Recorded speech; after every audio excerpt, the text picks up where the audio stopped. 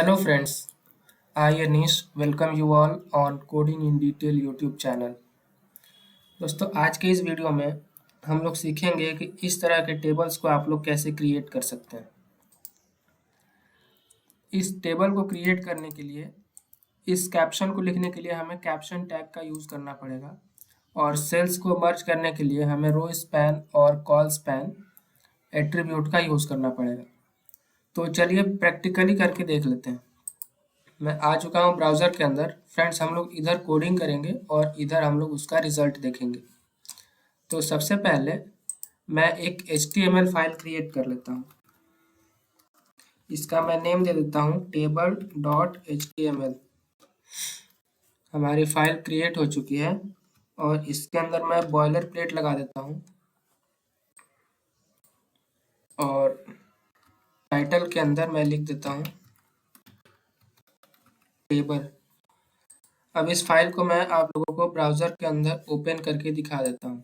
मैं अपने फ़ोल्डर में जाऊँगा जहाँ पर मैंने अपनी फ़ाइल को रखा है और उसके ऊपर डबल क्लिक कर दूँगा। आप लोग देख सकते हैं फ्रेंड्स, हमारी जो फाइल है वो ब्राउज़र के अंदर ओपन हो चुकी है और उसके टाइटल बार के अंदर टेबल लिख के आ चुका है। अब जैसा कि मैंने आप लोगों को बताया था फ्रेंड्स कि टेबल को क्रिएट करने के लिए सबसे पहले हमें टेबल टैग लगाना पड़ता है। तो मैंने टेबल टैग लगा दिया है।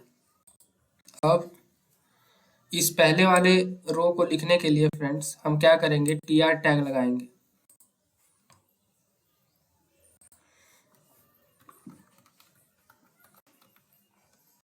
और इस tr टैग के अंदर टेबल हेडिंग को लिखने के लिए th टैग लगाऊंगा और मैं इसके अंदर लिख दूंगा बैच। जैसे ही पेज को रिफ्रेश करूंगा तो आप देख सकते हैं बैच लिखकर आ चुका है। फिर दूसरे वाले टेबल हेडिंग को लिखने के लिए भी मैं क्या करूंगा, th टैग लगा दूंगा और इसके अंदर मैं लिख दूंगा नेम। फिर तीसरे वाले टेबल हेडिंग को लिखने के लिए भी मैं क्या करूंगा, th टैग लगा दूंगा और इसके अंदर मैं लिख दूंगा एज। पेज को जैसे ही रिफ्रेश करूंगा तो आप देख सकते हैं फ्रेंड्स कि बैच, नेम और एज तीनों लिख के आ चुका है। अब हमें नेक्स्ट लाइन को लिखना है फ्रेंड्स। ये जो पहला वाला रो है इसको हमने लिख लिया है, ठीक है। अब हमें जो है इस वाले रो को लिखना है, ठीक है। तो इस वाले रो को लिखने के लिए मैं क्या करूंगा, फिर से tr टैग का यूज करूंगा और इसके अंदर टेबल डेटा लिखने के लिए मैं क्या करूंगा, td टैग लगाऊंगा और इसके अंदर मैं फॉर एग्जांपल लिख देता हूँ फिजिक्स।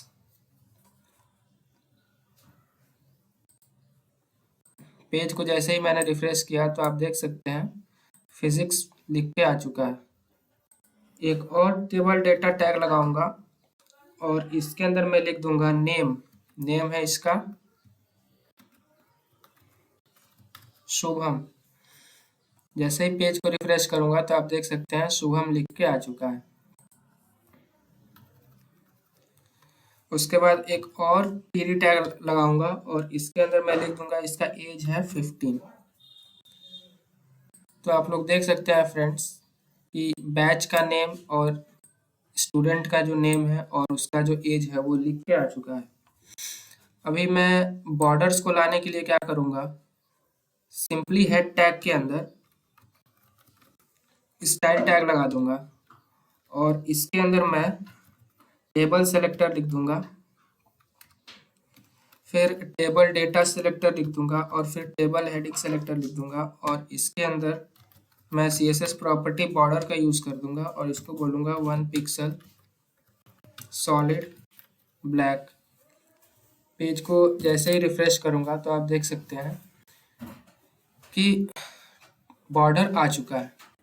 अब इस बॉर्डर को कोलैप्स करने के लिए भी मैं क्या करूंगा, एक CSS प्रॉपर्टी बॉर्डर कोलैप्स का यूज कर दूंगा और इसको वैल्यू दे दूंगा कोलैप्स। पेज को जैसे ही रिफ्रेश करूंगा तो आप लोग देख सकते हैं इसका जो बॉर्डर है वो कोलैप्स हो चुका है। अब फ्रेंड्स हम लोग क्या करेंगे, ये जो ये जो थर्ड वाला रो है ना, इसको हम लोग लिखेंगे। अभी तो हमने मान के चलिए कि इस वाले रो को लिख लिया है तीनों को, ठीक है। इस बार हम लोग क्या करेंगे, इस वाले रो को लिखेंगे। तो इस वाले रो को भी लिखने के लिए सिंपली मैं नेक्स्ट लाइन पर आ जाऊंगा और टी आर टैग का यूज करूंगा और इसके अंदर भी मैं टी डी टैग लगा दूंगा। That means table data tag लगा दूंगा और उसके अंदर मैं इसका नेम दे दूंगा अनीश। पेज को रिफ्रेश करूंगा तो आप देख सकते हैं नेम लिख के आ चुका है। फिर इसका जो एज है उसको भी लिखने के लिए मैं टी डी टैग लगाऊंगा और इसका जो एज है वो है 20। पेज को मैंने रिफ्रेश किया तो आप देख सकते हैं एज 20 हो गया फ्रेंड्स।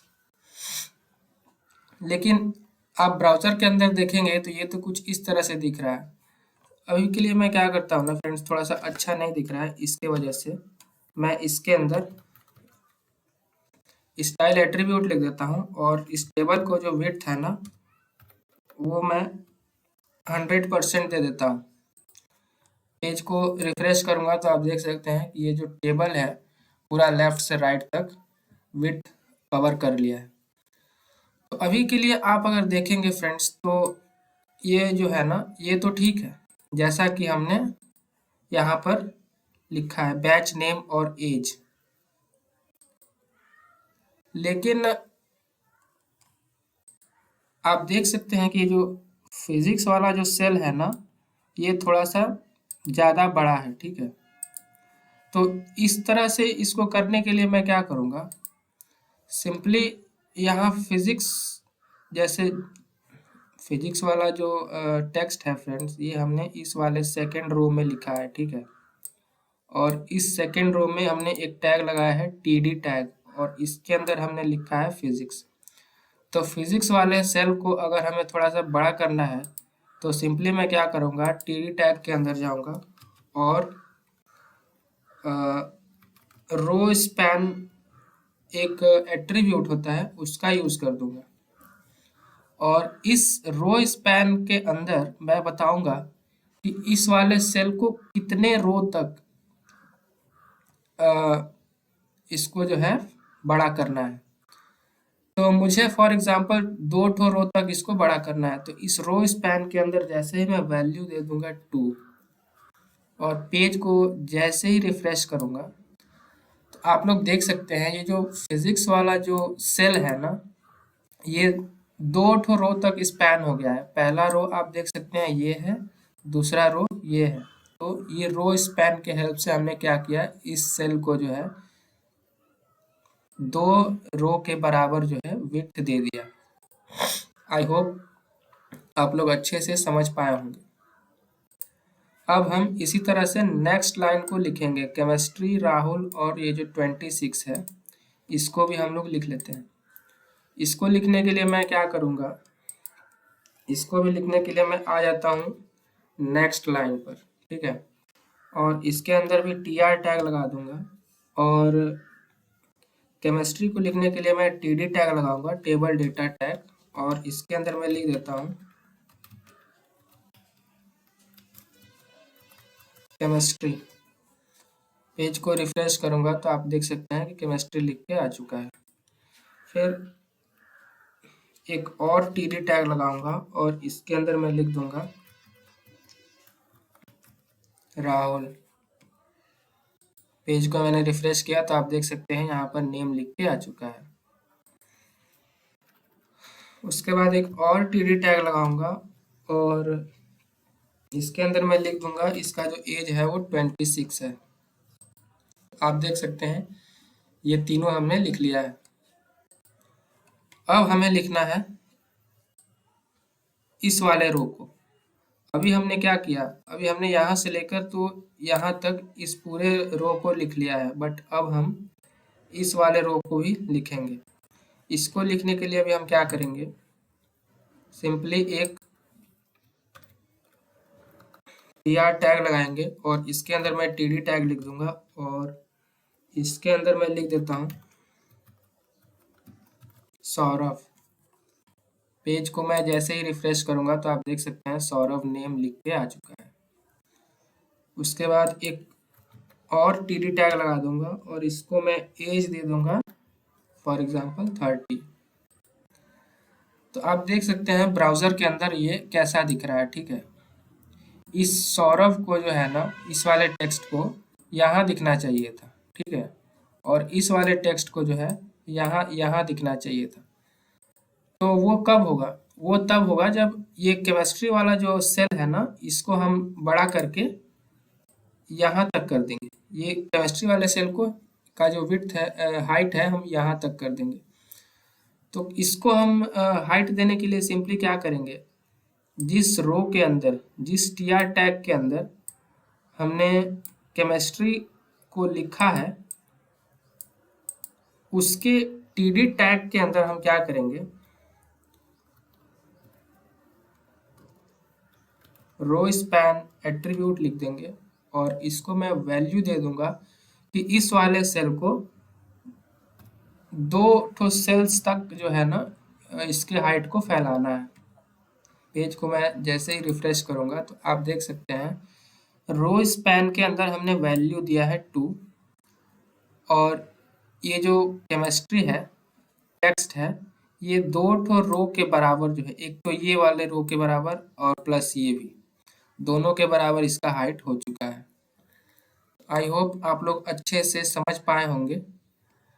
तो इसी के साथ हमारा जो ये वाला टेबल था वो कंप्लीट हो चुका है। बट इसके अंदर एक हमने ये लिखा है हेडिंग, कैप्शन लिखा है बैच डेटा। तो इसको हम लोग कैसे लिखेंगे? इसको लिखने के लिए मैं सिंपली क्या करूँगा, अपने टेबल के अंदर जाऊँगा, ये हमारा टेबल है और टेबल के जस्ट नीचे टेबल टैग के अंदर जो पहला रो होगा हमारा, उसके अंदर मैं लिख दूंगा कैप्शन टैग और इसके अंदर मैं लिख दूंगा बैच डेटा।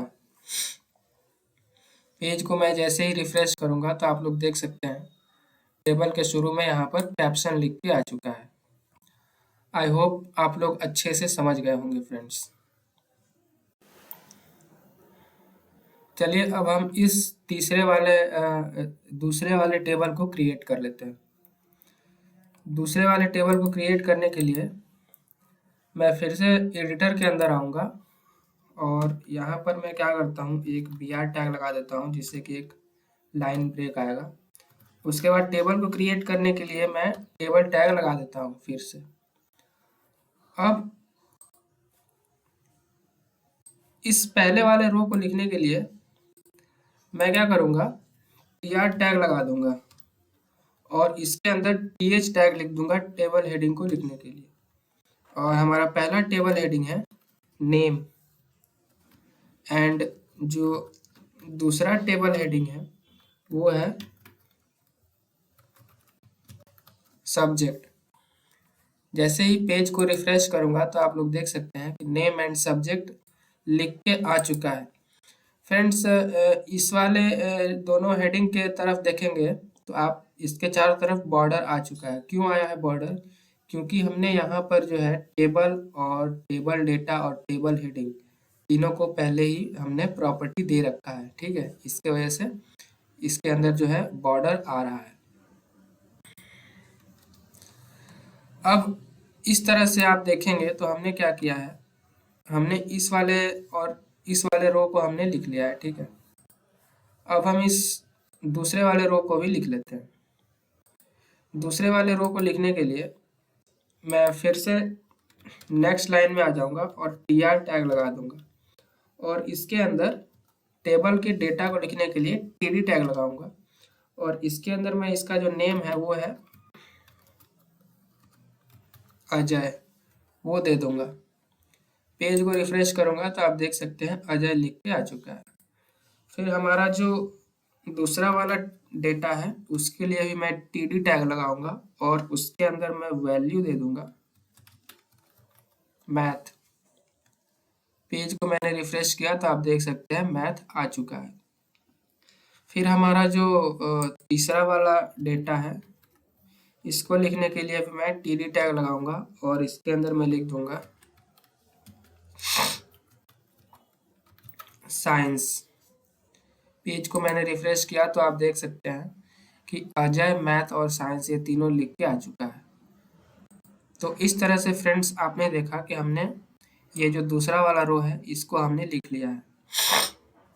बट एक चीज आप नोटिस कीजिए फ्रेंड्स, पहले वाले रो के अंदर हमारा ये जो हेडिंग है सब्जेक्ट, ये ये इस वाले कॉलम और इस वाले कॉलम दोनों कॉलम के बराबर इसका विड्थ है, ठीक है। तो दोनों कॉलम के बराबर विड्थ को देने के लिए मैं क्या करूंगा, आप यहाँ पर देख सकते हैं ब्राउजर के अंदर, एक तो ये वाला कॉलम और एक तो ये वाला कॉलम, दोनों कॉलम के बराबर इसका विड्थ देने के लिए मैं क्या करूंगा, सबसे पहले तो एडिटर के अंदर मैं देखूंगा कि हमने सब्जेक्ट कहाँ पर लिखा है। तो आप देख सकते हैं कि पहले रो के अंदर हमने एक th टैग लगाया है और उसके अंदर हमने सब्जेक्ट लिखा है, ठीक है। तो अगर मुझे सब्जेक्ट के विड्थ को अगर मुझे बढ़ाना है तो सिंपली th टैग के अंदर मैं क्या करूंगा, एक कॉल स्पैन एट्रीब्यूट होता है उसको मैं लिख दूंगा और उसके अंदर मैं बताऊंगा कि इस सब्जेक्ट को जो है कितने कॉलम के बराबर आप विड्थ देना चाह रहे हो। तो मैं इस सब्जेक्ट को 2 कॉलम के बराबर विड्थ देना चाह रहा हूँ, ये पहला कॉलम और ये दूसरा कॉलम, इन दोनों कॉलम के बराबर इसका विड्थ होगा। तो उसके लिए मैं क्या करूंगा, कॉल स्पैन के अंदर वैल्यू दे दूंगा 2। जैसे ही पेज को मैं रिफ्रेश करूंगा तो आप देख सकते हैं फ्रेंड्स कि इसका जो विड्थ है वो इन दोनों कॉलम के बराबर हो चुका है। आप देख सकते हैं यहाँ पर जैसा शो हो रहा है, ये 2 लाइंस की अगर मैं बात करूं तो सेम वैसा ही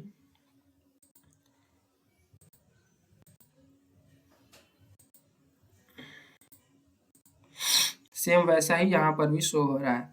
मैं क्या करूंगा फ्रेंड्स, इस टेबल के विड्थ को थोड़ा सा बढ़ा देता हूँ।